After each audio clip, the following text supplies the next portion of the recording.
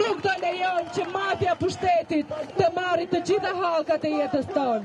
Sot fati i Shqipërisë është në duart e juaja. Keni bërë thirrjen më të bukur dje. Ngrihuni nga kafet, thrisni për çdo ditë shokët tuaj që të vinë këtu me ju dhe të bëjnë së bashku historinë e Shqipërisë.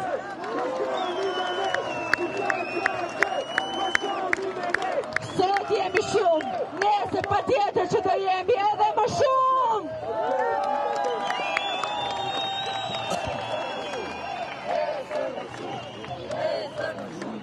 Nesër më shumë, nesër më shumë, nesër më shumë, nesër më shumë, nesër më shumë.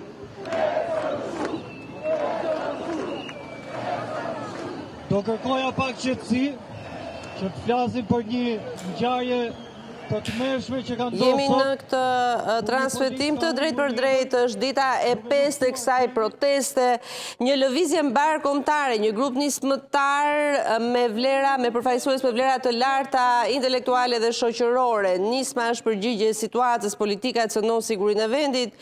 Është një organizim që udhëhiqet nga qytetarët. Këto janë deklaratat që jepet deri tani nga ata që me sa duket janë në organizimin apo janë njerëzit që kanë organizuar fillimisht këtë protest.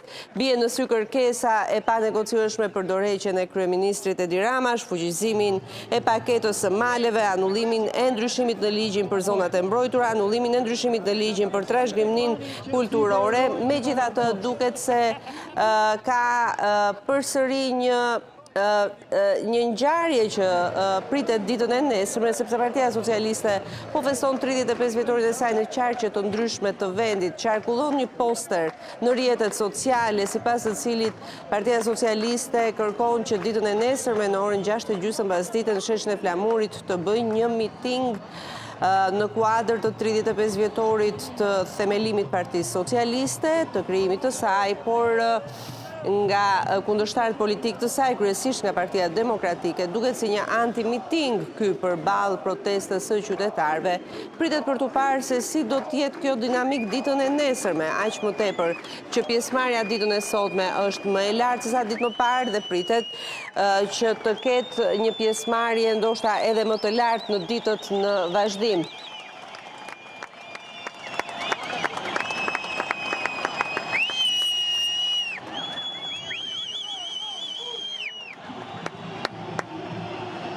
Duket se dialogu me Ramën është përjashtuar nga tavolina, kërkoj dorëheqja e tij.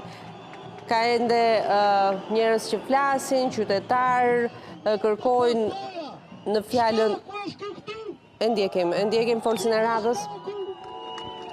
Kanë 80 vjet që na ndajnë në të djathtë të majtë, na ndajnë në muslimane, krishterë, na ndajnë në tregje shejtan. Por unë sot që vetë të ndarje, shqiptarët dhe anti-shqiptari.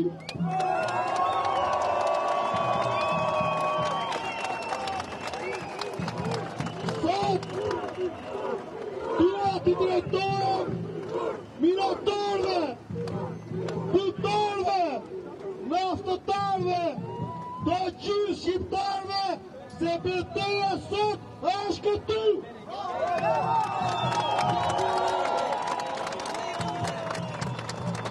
Ne do të luftojmë për aq kohë sa ka ngel akoma gjak shqiptari.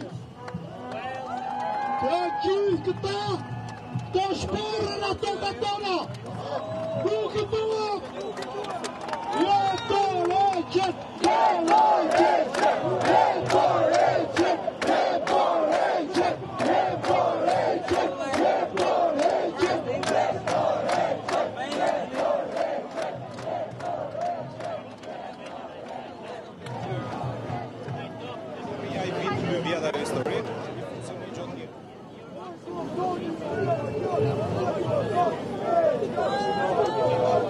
qytetarëve që flasin, që mos vendosin logot e partive kur publikojnë fjalimet e tyre në Facebook. Duket se është një vajzë e re që po flet tani. Unë që me Diana, dhe jam shumë kërëndare që po ju shoh gjithë të bashkuar sot këtu në shesh. Kryeministri jonë del dhe flet dhe del blok me lafet e tia. Do të zhvilloj Shqipërinë, thot kryeministri, dhe me fjallën zhvillim në nënkupton fjallën penotizim, shkatrimi zonave të mbrojtura, lënje pashtëpi të kafshëve dhe shitjen. Ne sot këtu nuk kemi dalë vetëm për vjollin, nartën, sazanin e zvërnetin. Ne sot këtu kemi dalë sepse kupa u mbush, e s'mbanë më. Bravo! Sepse me taksat tona në bëjnë që të shkojnë për kurimin e fëmijëve me leuqemi. Edhe njerëz që me kancer shkojnë për vaksinat për transgjenderat, sepse sipas kryeministrit